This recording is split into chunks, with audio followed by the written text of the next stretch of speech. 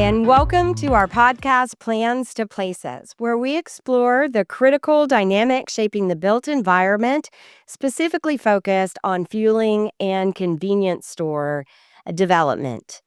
I'm your host, Debbie Jones. I'm the Director of Business Development and Marketing for CEI Engineering and Associates. And today we have an exciting discussion lined up for you that centers on the cornerstone of successful development, site selection. So we'll delve into the processes involved in site selection criteria, including everything from traffic counts to zoning to visibility, utilities, and we might even touch on some environmental issues. But whether you're a seasoned professional in our field or simply curious about what goes into selecting the right site for your development, I don't think you'll want to miss this conversation. To help us navigate this topic, I'm thrilled to introduce our guests today. First, we have Alex Fuller, a national expert in fueling development. Thanks, Welcome, Debbie. Alex. Thanks, Debbie. It's good to see you again. So I started my real estate career in 2014 with Love's Travel Stops. And before then, I didn't know anything about real estate development. Couldn't tell you how many square feet were in an acre, what a wetland was, anything like that. So worked with them for about 7.5 years and learned from some really great, incredible people, learned a ton, soaked up a lot. And then after my time there, I started my own consulting company. And now I do work for RV parks, fast food, QSR, restaurants, industrial developers, and still some other travel center and truck stop companies. That's amazing. I know across the country, or do you specialize in a specific region? Typically, it's about 8 to 10 different states. Okay, what a great perspective. Well, welcome, Alex. I'm excited to talk to you today. Our other guest is Jim Tredwell. He's our client sector leader for fueling and convenience stores. So, Jim, welcome. It's great to be here, Debbie, and especially to have Alex present. It'll be a very good discussion. I think so. You want to tell our audience just a little bit about your background? And Sure. then we'll jump into I have the. a very diverse background in commercial development. I've been involved with strategic planning and implementation, budgeting, real estate operations, site investigation, due diligence, entitlements, project management, quality control, and construction administration. I've seen the good, bad, and the ugly throughout the period of time, the do's and don'ts. And I've done a wide variety of projects from straight retail, big box, mid cap, end cap projects, all the way to high rise construction. So we both have the war scars, probably Alex and myself, that knows what we have to do going forward. But it's a pleasure to To be get here. to get the right side. Yes. Well, welcome. I'm excited.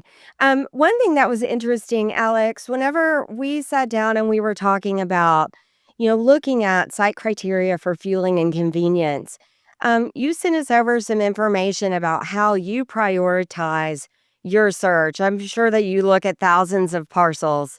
And so I was like, what are the things that you look at first? And I was really surprised by the order of the priority that you had on your checklist, specifically that you started with a traffic impact conversation.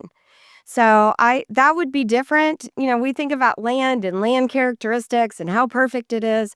But I was really interested to hear your perspective about why to start there. Yeah, so every business has their own criteria when it comes to site selection and what they're looking for. But for retail and C-store, truck stop industries, I mean, traffic, traffic, traffic. That is the main thing you're trying to find and, of course, build a store in front of. So I always jokingly say someone could have the best property in America. It could be ideal for access, visibility, utilities, all of that. But if there's only 2,000 cars and vehicles going by it, a day, there's not going to be many businesses that are excited to go out there and spend a lot of money and build there. Well, that would make perfect sense. So, knowing that there's lots of resources out there to determine traffic counts, I've seen so many different programs that are popping up to help people narrow it down. What are some of the tools that you have found or that are your favorites? Yeah, and that's the great thing nowadays. In just in the 12 years I've been doing real estate development consulting, I feel like there's more and more resources and tools out there, and a majority of them are free to the public. So when it relates to traffic counts, almost every Department of Transportation for every state, they have a traffic map, and it's a annual average daily traffic map that's normally interactive, or it's a PDF, and you can go on there and you can find different corridors and you can see the amount of traffic that's going by or along certain properties every single day. And Alex, I just want to interject also on that when you work with the DOT, they have also restrictions in terms of where your access points would be into your project, which are a determination of those traffic counts. And you probably across that when you were working on your Loves projects. Yes, definitely. Those and other projects. And then, really, once you're in that DOT traffic map, there's other details where it'll show you the traffic for a specific direction. Like you're talking about, Jim, a percentage breakdown of truck or semi truck traffic. And then also, you can just get out there and do manual counts yourself to really identify what that traffic is. Because there's been not a whole lot, but from time to time where there is a pretty significant gap on what some public website showing for traffic. And then if you're out there, what the actual traffic is when you're seeing it and then collecting your data. And CEI, we one of the things that we've done that has been kind of interesting, we've done for a couple clients is we've actually used our survey drones to help whenever you're trying to get a count on the ground, or during a certain period, or we'll use our drones to fly over a site during a particular time of heavy traffic, so we can get a better visual on how traffic is moving, so that we can pre-identify some of those issues. But Yeah. No, that's a um, good point. that is great information. So it sounds like the DOT would be have a an awesome base of information, obviously. But are there any other sites that you like that would kind of do some of the overlays for traffic or availability? Are there any other of those kind of tools for traffic that you um, use, or is DOT your primary, your favorite? I think that's the initial kind of foundation of traffic that you can find and publicly access. Then, like I said, getting out there and gathering that data yourself, or having some traffic engineer that's going to gather that data. And then I think another good resource, and it's kind of case by case if it's available, but if there was a recent traffic study done, if the city ordered one for some roadway improvement project and it's at an intersection or pretty close to where your site is, your potential site is, then you can normally request that from the city, delve into that, and pull some good information about what that traffic study was showing as far as traffic movements and level of service for certain movements, and just what that overall traffic count and numbers looked like. Yeah, Alex, I just want to also add that I've found in the past that the queuing lanes that go into the facility, if you have a car wash component or a drive-through of some sort, the requirements for how many cars you have to have in that queuing lane could sometimes become problematic based upon DOT's analysis of the traffic patterns. So that's something that could directly affect the budget on a project. No, most definitely. Great point. I love the idea, the tip about asking the city to see if there is a traffic study that's near. That's a nice, just kind of a shortcut if you're just looking to have resources to really review and consider as you're moving through. So the second thing that you had mentioned, beside traffic impact, were parcel characteristics. And that's kind of where what we were talking about, where I said I thought that that might be where we would start. But what are some of those key parcel attributes specifically for fueling and convenience stores on those sites that you might be looking for? Jim, do you want to start with this one? Okay, I was hoping you would, but that's okay, Alex. I'll give it a shot. Parcel character or attributes, as we say. There's probably, and you correct me on this, Alex, but whether it's a travel spot, whether it's a C store or a combination or diesel trucks, whatever we're working with, would determine the gross square footage of the site. Travel centers could be upwards of 18 to 23,000 square feet. You've got other, excuse me, I'm sorry, 23 acres, 18 to 23 acres, for example, versus a smaller convenience store, which could be maybe 30% of that total. So a lot of that's driven by the operations. The other component which could impact the site characteristics is if it's part of a subdivision where you've got a master developer and there are already a replat that was done that shows what the available square footage would be. If it's an end parcel project where you want to put something in, you're restricted by the replat that the developer put together. So that could impact the actual geometry. The other issue there is on your title report. If you have encumbrances that can impact the design, could be setback requirements, there could be right-of-way issues, landscape issues, all those factors could impact the parcel characteristic.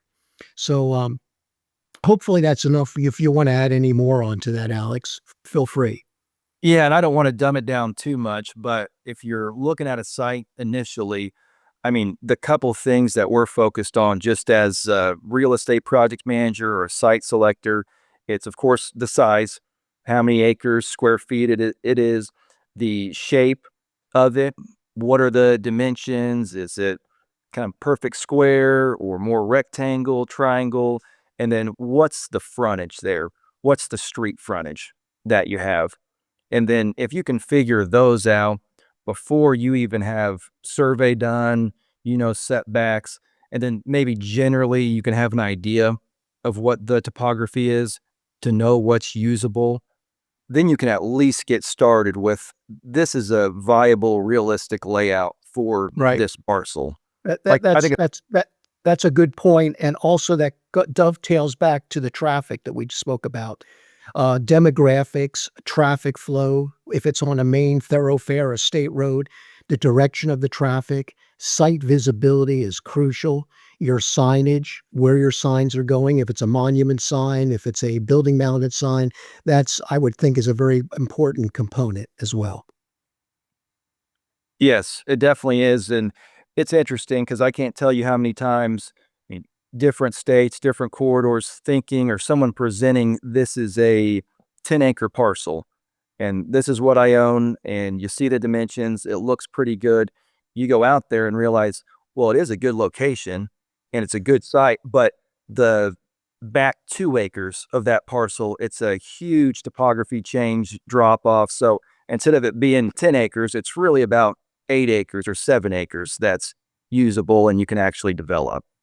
Right, right. And I know we'll probably talk a little later, Debbie, about wetlands delineation, but if your site has wetland areas, that will definitely cut down on your actual building area. Yeah. So something I've learned over the years where if someone's saying it's a certain acre parcel, it might be, it could be true to that, but then as we'll discuss, there's so many other factors that can just make a certain parcel shrink down to what's actually being able to be used and built on. That's a very, very good point. It's an important question. I bet it's one that you have learned through experience with a variety of people. Okay, well, let's move. You did mention, Jim, alluding to zoning and annexation. So, how does zoning play a role in the development process? And what are some of the common hurdles for developers facing whenever they're looking at rezoning? This will be a good lead in for Alex. So, Alex, I'm going to get it ready for you to give the ultimate answer. But zoning is obviously a very important component, and it's one that's tossed around a lot. You may have by right the ability to build in a certain location according to the zoning codes. It says like general commercial or C1, C2. There's different designations. So by right, it looks like a perfectly good site. But what may have happened is there could have been an overlay district that was done in that area where the planning department's in the process of upgrading that zoning. And it could be what I've had a aesthetic overlay district where, yes, you can put up your facility, but by the way, it has to go through a public hearing process to approve the type of materials you're using, the color scheme, and it can become a real onerous process trying to get through that area. And I know that on some of the projects that I've worked on, we had to have outside neighborhood outreach meetings with poster boards and color samples, and to reassure people that what we're putting up is going to be compatible with what the objectives are of the planning commission. So, Alex, I'm sure with Loves and other projects, you've probably encountered sometimes some headwinds similar to that. Yeah, especially when it comes to fuel retail in truck stops and travel centers. You mentioned the poster boards.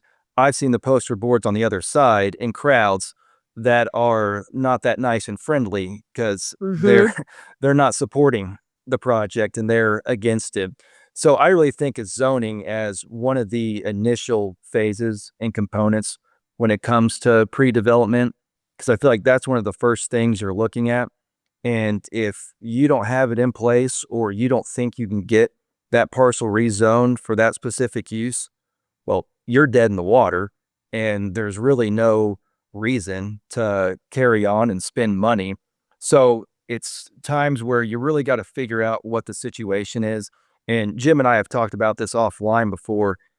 You need to, in my opinion, have some informal meetings with city officials and other key players just to understand what is going on, what's the thought and philosophy about this property being rezoned, and if you think it can happen. And sometimes it can be a slam dunk home run, an easy, fun meeting to be at. Other times it can be really, really challenging, or it might not even happen and you have to back out or terminate the project. That's really an important issue. I'm sorry, I just want to interject because you brought up a very important point there. And I've had fractured situations where the staff level agrees with what we're trying to do. But what's happening is they're getting pressure from the city council member or from a public interest group that doesn't want a travel center next to their housing project. And it could be because of sound issues they're concerned with or congestion issues, things of that nature. And we've really had to advocate what the positive points are of our project, and that's something like at CEI we work with sometimes land use attorneys, or we'll actually make a presentation at a city council meeting and show that what we've put together is actually will make the area much better in that regard.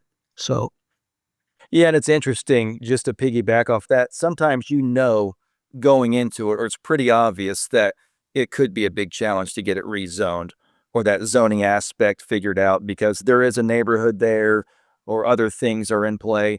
Other times it could be wide open. It seems really straightforward, but then you find out for whatever reason the city doesn't want change or there's politics involved and they don't want that use truck stop travel center there.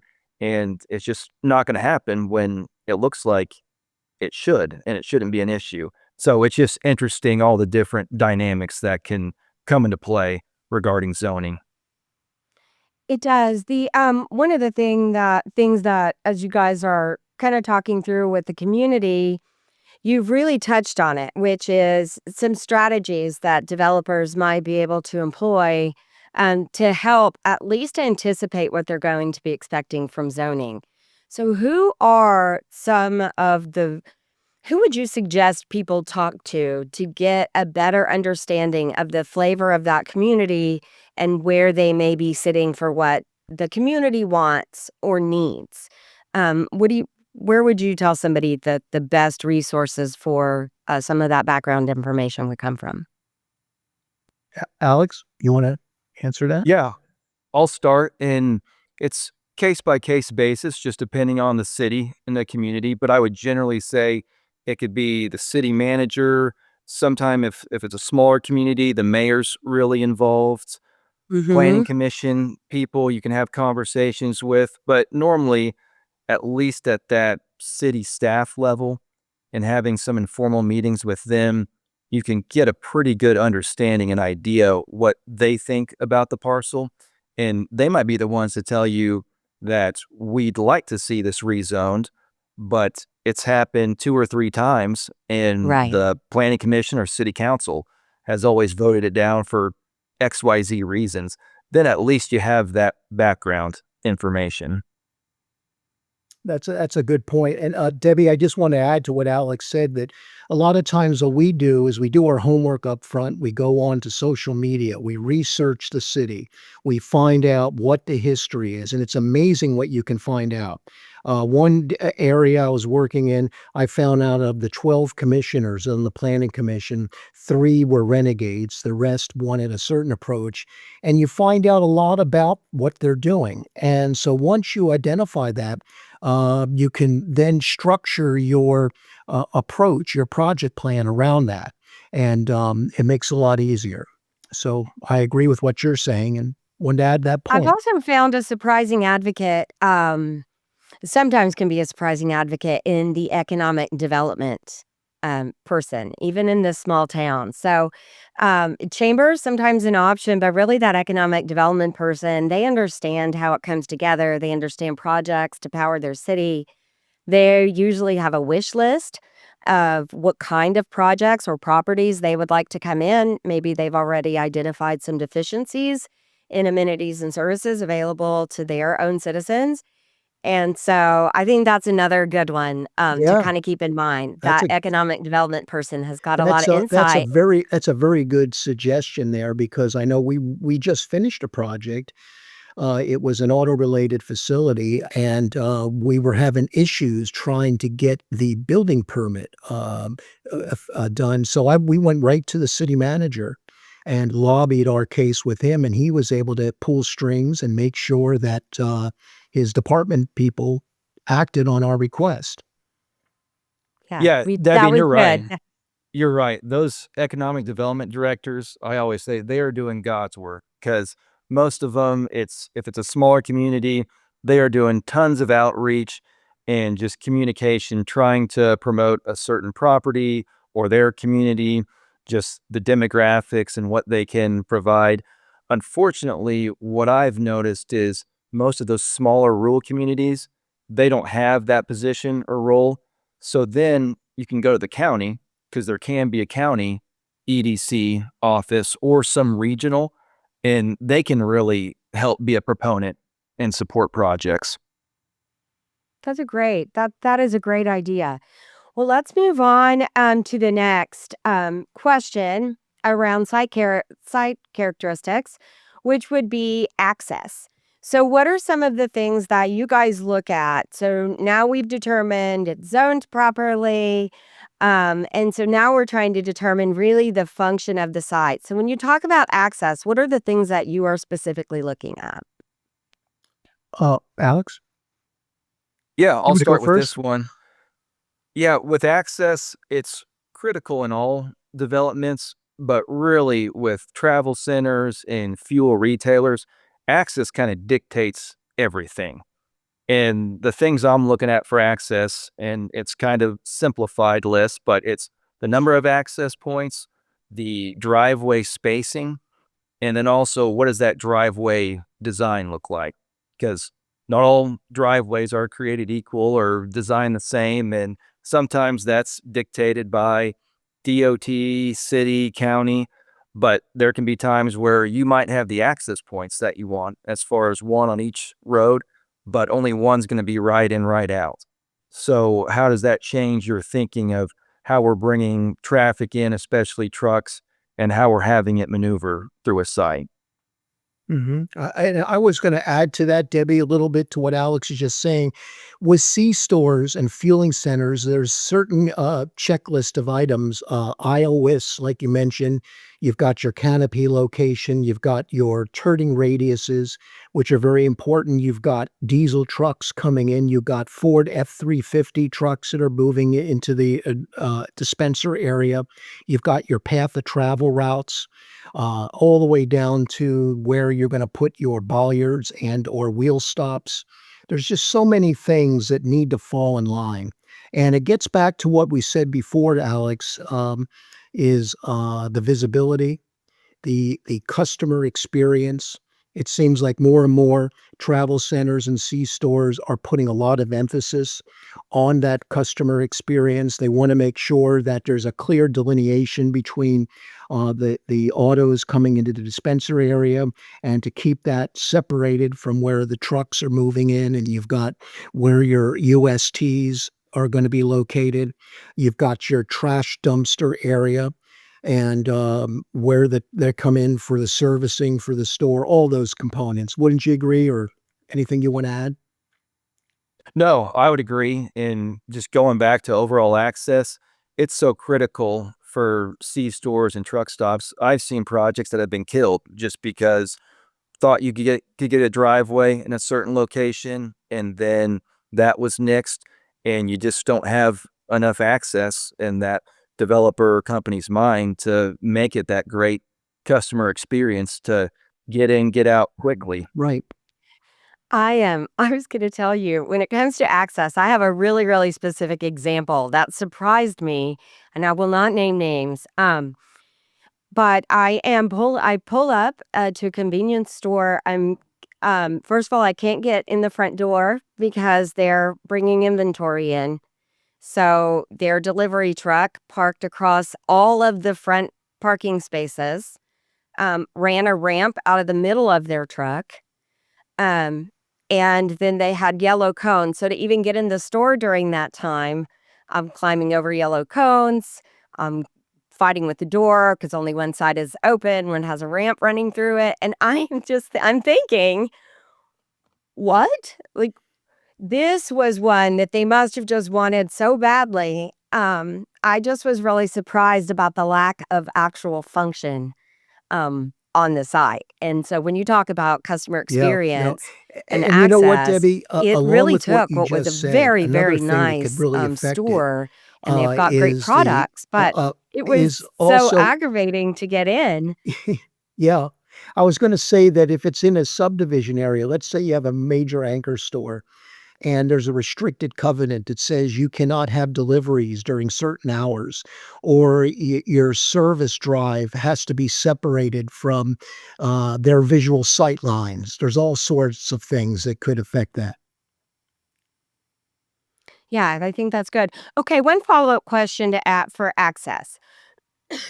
What recommendations do you guys have? We talked a little bit about it, but what recommendations do you have for assessing and improving access before your project?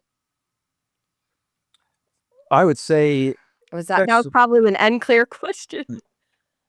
well, it's communicating with that city, or most of the time for truck stop travel centers, they're on major highways and interstates.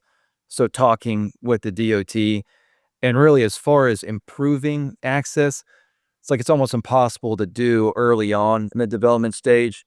It really comes down to a traffic impact analysis. And I've seen it go good way sometimes where you're presenting a site plan to a certain Department of Transportation, and you have three access points, and they're saying these two should be good, but this third one is iffy on if we'll approve it or not.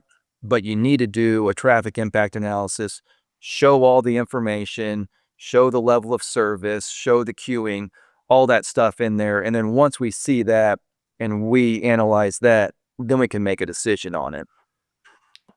That sounds that sounds good. Okay, couple other things that have already been brought up, kind of touched on, I suppose. So cut that. Um, so as we're moving on towards visibility, how critical is visibility in the context of fueling and convenience sites? I heard you mention earlier about frontage. So, Alex, how, if you're looking for your fueling brands, how critical is frontage, and what are the kind of things you look for in visibility? Yeah, it's essential. Just like access and zoning, I've also seen projects be terminated because the visibility wasn't good enough in that company's mind. So it's definitely imperative. And, there's a lot that can go in to visibility as far as store visibility and sign visibility. But I think from a truck stop travel center perspective, a lot of them say transient traffic is our lifeline, it's our lifeblood. Hmm. We have to be able to pull that off an interstate or highway, capture that. Otherwise, we're just not going to have the numbers and generate the revenue we need or that we're expecting. So you can see if you're driving any major interstate in a certain or specific state where there'll be a big high rise square footage, and you can see that thing for a mile, three quarters, half a mile out, and XYZ company is there and they have this price for gas and this price for diesel. Yeah, so have you ever had do you have an example of a project where this actually came back and created an issue for you?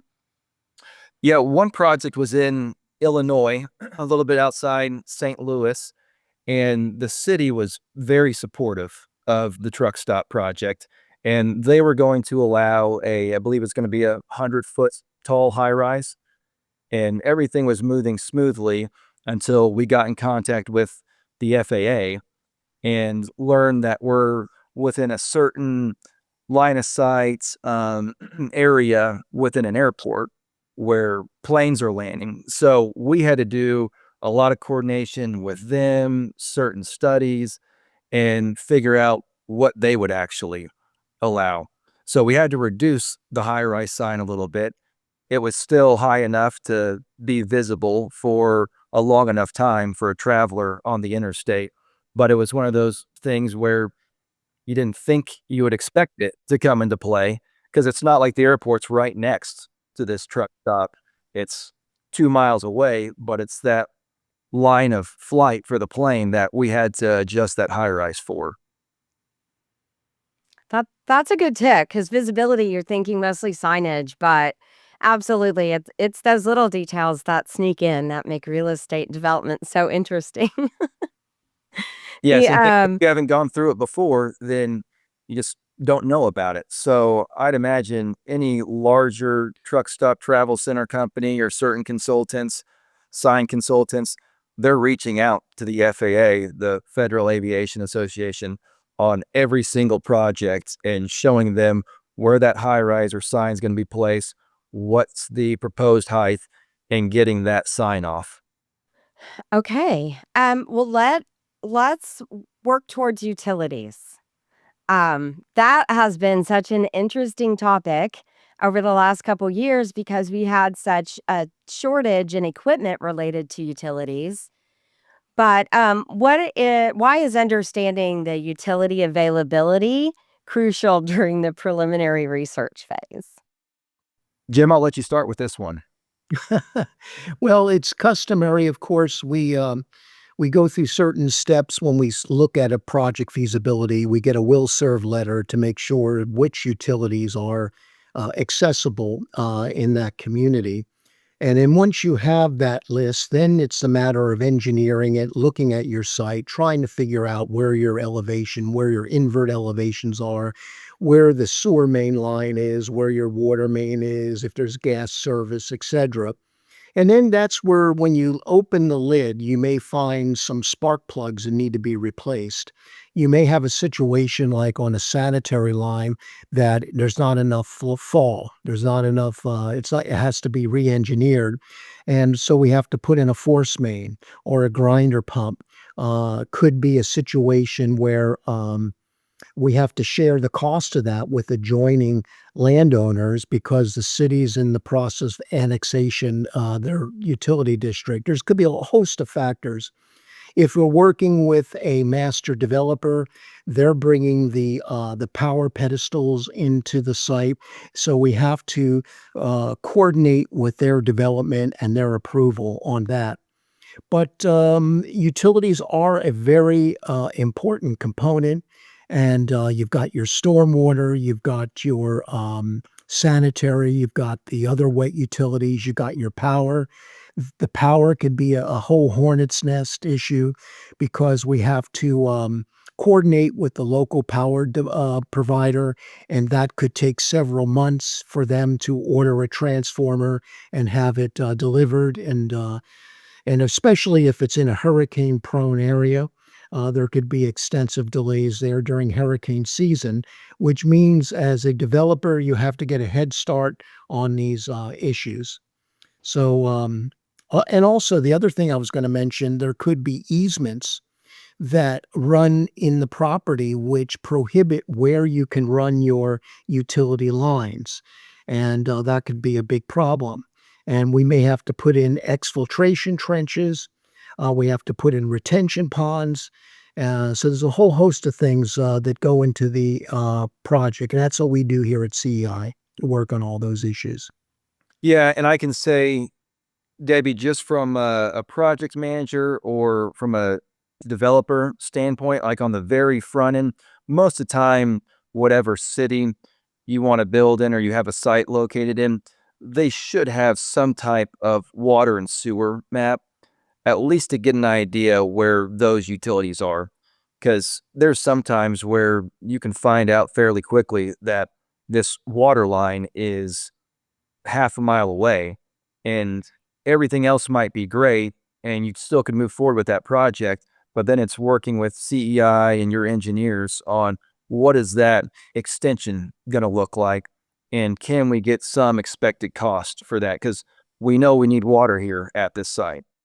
That's a good point, Alex. I just wanted to add one other thing to that is that it's always good to have a consultant that has a landscape department and your surveyors working hand in hand with your civil, because that's really what it comes down to when you're trying to get that C of O, to make sure your as-built drawings are reflective of all the components, whether it's the signed location, the landscaping, the retention ponds, all the final elevations. And it's so refreshing because we have those departments in-house, so we can coordinate all this.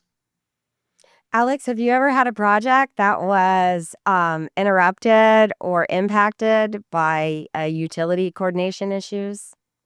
Oh, yeah, most definitely, especially when it comes to electric or gas, some of those utilities that it's a local or regional provider. And it can be a challenge to coordinate with some of those companies and just figuring out how we're extending this line or what we can do within an easement area.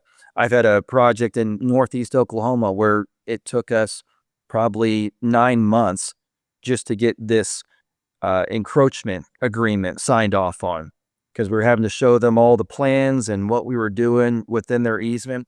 And it was nothing major. It was grading, detention, driveways, no permanent structure, or anything like that.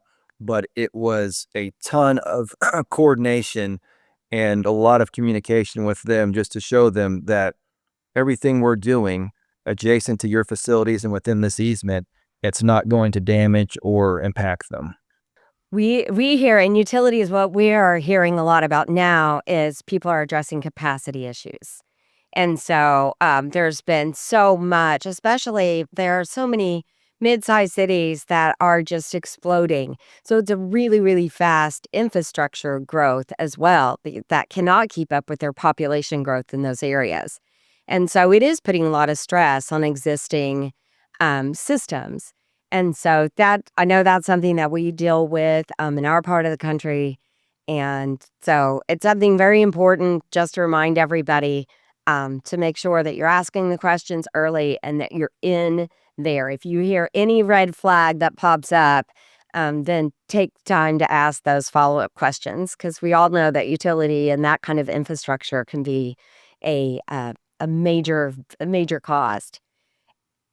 So I think it's probably more expected because of the type of infrastructure it takes, like for a Love's or a travel center type property.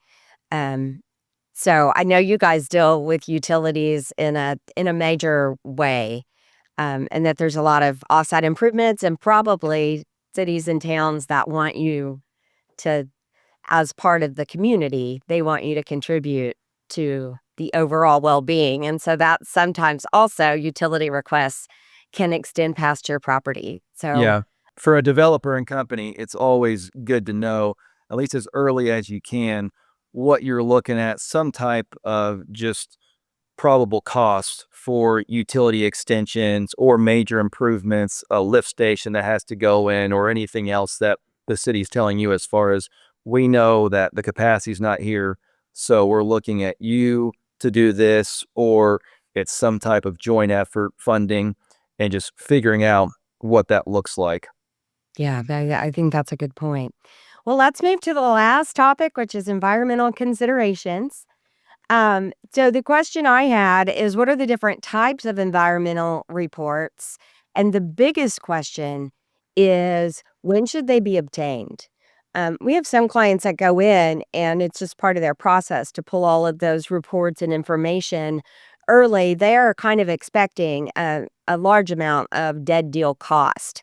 They're investing heavily to make sure that they've got exactly the right property, um, and so it can be a longer real estate process with them, but there have been many, many questions about when to do a phase one. Do you need a phase one? So what is your opinion on what they are and when they should be obtained? I'll take a stab at this first, and then Alex, you can chime in, please. Phase ones are so misunderstood. People just skim through them and not really pay a lot of attention to the actual information.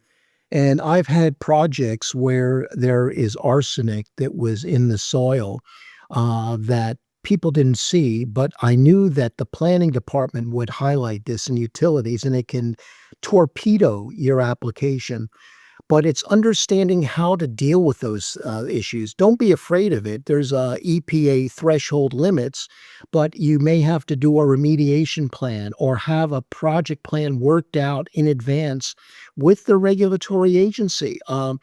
We did a project in Miami-Dade County, which is one of the toughest areas when it comes to environmental issues. And I remember, it was an out parcel in a shopping center, and we were putting up a, convenience store, and the problem was is that the area where this store was going up years ago was an old orchard, and they used, I guess they had, pesticides that were used many years ago, but there were traces of the arsenic that were still there, but the consultant had a way to deal with it, contain it, and there's a way that wouldn't affect the people using the convenience store. But it's having the knowledge base to approach that early on and reflect it in the engineering of your project. We put in special pollution baffles in the lines to test the turbidity levels to make sure everything complied with all the requirements. So there's a phase one report we just spoke about. That's a phase two report. And even on phase two work, there are special grants that are available. There's the Brownfield grant that is used throughout the country. It's money set aside by the local jurisdiction that can help finance the cost of dealing with these issues. And it's good to take advantage of it. Here at CEI, we work closely with environmental companies that deal with this, and that's why we know we've dealt with all these issues. So, but do you want to add anything, Alex, to that? Yeah, from the environmental side, I think a big thing that we're seeing more and more of, just because a lot of the easy, straightforward sites to develop for a larger travel center, those are gone, or most of them are gone. Now, I would say it's probably at least a third, of sites I see, they have some type of wetland feature on them. And sometimes it's pretty insignificant and doesn't take long to work through. Other times you can count on a year, year and a half, 2 years to get that wetlands delineation, figure out what the impacts are and what you need to do to maybe relocate a stream or paying a mitigation bank and getting that approval and permit. Yeah, and you know what I wanted to add to what you just said, Alex? Have dealt with this, our survey department, where you're in a flood hazard zone that says that you're in a high risk, 100-year flood hazard area. But since that time, the area that was put together 25 years ago, since that time, the area was built up. There's sidewalks, there's storm drains, there's catch basins, there's all these devices. So what we do is we'll work on the request for map adjustment, fill out the forms, and we do an elevation certification, our survey department, which is submitted to FEMA for recertification. And that ends up costing less money as you go forward, because I know lenders look very closely at that. And if they see you have a high flood hazard area, they're going to charge more on the insurance. So that's something we've been very busy with, is doing those LOMA requests. Well, guys, as we kind of come to the end of our podcast, I think this has been a really great conversation. So as we move to our closing thoughts, in wrapping up, Alex, you can go first. What advice would you give to someone starting in the field of fueling development regarding site selection? Yeah, I think the biggest thing is if you're fortunate enough to shadow someone that's experienced or has done it for years or be with them in person, it can go a long, long ways. That's how I learned. It was being with a lot of people who had done it for years and just riding around with them on different scouting trips, site tours. It's a lot of windshield time. So you can see a site or two, and then you can have an hour and you can ask a million questions as far as what you were looking at, what you liked, what you didn't like, and just really get a feel for how certain people evaluate properties. And then once you get that experience and knowledge, then you can kind of tweak it or maybe adjust it how you evaluate and assess a property. So if you're fortunate enough to be able to do that, in my opinion, that's the best, way to learn. Otherwise, from that, if it's the truck stop, fuel retail world, and I still do this, where if it's some truck stop I haven't been to, stopping there and walking around it and seeing how they laid it out, how they did certain things, watching trucks circulate through that site, what their movements are, what's that spacing from that diesel canopy to this row of truck parks, and identifying what you like, what you think doesn't work great, and if it's something that looks unusual or atypical, thinking about why they did it that way. Was there some environmental impact or something with setbacks where they had to work around that just to make it work? I was going to just say, Debbie, just as a quick add on to Alex laid it out very eloquently. I know with our designers, just sitting out in your car and watching, just park your car and see the circulation going in and out and how things operate is worth a lot to take notes on that. Yeah. All of the tools we have, like AutoCAD and just all these different resources, they're great. But seeing it firsthand, real life experience as far as how are these people from these car parks walking to the store? How are people entering the site this way? And just the certain nuances, seeing it in person, boots on the ground. I mean, that's the best kind of learning you can get because it's right there in front of you and it's real life. Well, I agree. I mean, we lean in so heavy now into the AI tools. I think AI can be really, really helpful in sorting and helping you pare down and coming up with maybe areas to start focusing on. That I agree that real learning, especially in real estate, to get the perspective. It is a boots on the ground because that's what you're working with, a ground level to get people into your project. So thank you guys for joining us today. That was a really insightful conversation. Alex I and I are going to work together. So more to come, That's Alex. really good, and I'll make sure that your contact information is provided so that if people want to reach out and get a little bit more information, that we can make that available. So thank you very much for joining us.